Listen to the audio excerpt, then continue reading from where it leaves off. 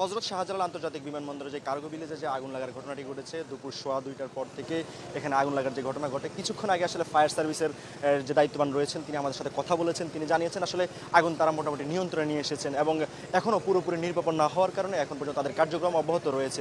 তবে কিছুক্ষণ আগে আপনি আমাদের ক্যামেরা লেন্সের মধ্যে দেখতে পাচ্ছেন আসলে কিছুক্ষণ ঠিক আমার পেছনে দেখতে পাচ্ছেন যে আসলে আমরা ভিতরে দেখতে পাচ্ছি ঠিক আগুনের কিছু চিহ্ন আমরা দেখতে পাচ্ছি এখন।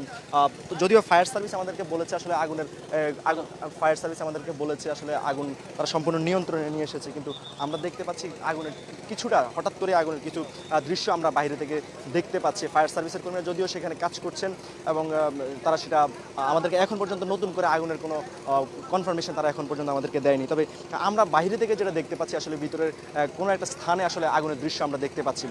তবে শেষ মুহূর্তে আসলে ফায়ার সার্ভিসের কর্মী যদি আমাদেরকে এখন পর্যন্ত যদি নির্দিষ্টভাবে না বলে আমরা আসলে কনফার্ম হতে পারছি না আসলে কোন জায়গাটা আসলে আগুন নতুন করে আগুনের দৃশ্যপট তৈরি হয়েছে। আসলে আপনাদেরকে আসলে জানানোর চেষ্টা করি প্রায় 7 ঘন্টার অতিবাহিত হওয়ার পর হজরত শাহজালাল আন্তর্জাতিক বিমানবন্দরের যে কার্গো ভিলেজের আগুনের নিয়ন্ত্রণে এসেছে আমাদেরকে ফায়ার সার্ভিসের কর্মীরা বলেছেন। এবং প্রায় ফায়ার সার্ভিসে যিনি কথা বলেছেন তার ফায়ার সার্ভিসের মহাপরিচালক ব্রিগেডিয়ার জেনারেল মোহাম্মদ জাহেদ কামাল আসলে কথা বলেছিলেন সেখানে, এবং তিনি সেখানে বলেছিলেন কেমিক্যাল জাতীয় কোনো পদার্থ ছিল কি না তার তদন্ত সাপেক্ষে ছাড়া আসলে তারা বলতে পারবে না।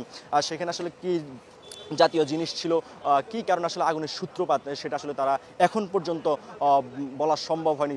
তদন্ত কমিটি গঠন করা হয়েছে, তদন্ত কমিটির যে রিপোর্ট সেই রিপোর্টের উপরে ভিত্তি করে আসলে তারা বলতে পারবে আসলে এখানে কী কারণে আগুনের সূত্রপাত ঘটে। রাত 8:30 মানে এখানে যে ঘটনাটি ঘটেছে আসলে বিমানবন্দরের 8 নম্বর গেটে আয়োজিত এক সংবাদ সম্মেলনে তিনি এই ঘটনাটির বিস্তারিত আমাদেরকে জানানোর চেষ্টা করেছেন। আগুন এখন সম্পূর্ণ নিয়ন্ত্রণে রয়েছে সেটা জানিয়েছেন এবং বর্তমানে নির্বাপনের কাজ চলছে তারা যেটা জানিয়েছেন। এ সময় 2 ফায়ার ফাইটার আহত হয়েছে বলেও তিনি জানান। এছাড়াও আরও বেশ কয়েকজন যারা এই উদ্ধার কাজের সাথে নিয়োজিত রয়েছে তারা বেশ কয়েকজন আহত হয়েছে বলে আমরা খবর পেয়েছি। আপনারা আমাদের ক্যামেরা লেন্সে দেখতে পাচ্ছেন আসলে কী পরিমাণে ধোঁয়া এখন পর্যন্ত এখানে উঠছে এবং পুরো বিমানবন্দর এলাকা জুড়ে ধোঁয়ায় আচ্ছন্ন হয়ে আছে। ঠিক দুপুরের পর থেকে এই পরিস্থিতি, আসলে সন্ধ্যার পরও বেশ কয়েকবার আমরা বিভিন্ন স্থানে আগুনের সূত্রপাত দেখতে পেয়েছি, তবে এখন পর্যন্ত নিশ্চিত নয় আসলে কী থেকে আগুনের সূত্রপাত হয়েছিল পরবর্তীতে আবারও। তবে দুপুরের যে ঘটনাটি বলছিলাম আসলে দীর্ঘতার কারণে তিনি যেমনটি বলেছিলেন আসলে দুর্ঘটনাস্থলে বাতাসের বেগ বেশি থাকা এবং খুপড়ি ঘর পরিষ্কার করে নির্বাপন কাজ করায় আগুন নেভাতে ব্যাগ পেতে হয়েছে ফায়ার সার্ভিসকে, তারা যেটা জানিয়েছেন। এবং আগুন লাগার কারণ তদন্ত সাপেক্ষে জানা যাবে বলেও তারা আমাদেরকে জানিয়েছেন। কী কারণে আগুন লেগেছে সেটা আসলে তদন্ত কমিটি করা হয়েছে এবং সেই তদন্ত কমিটি আসলে শেষ পর্যন্ত জানাবে বলে জানিয়েছেন।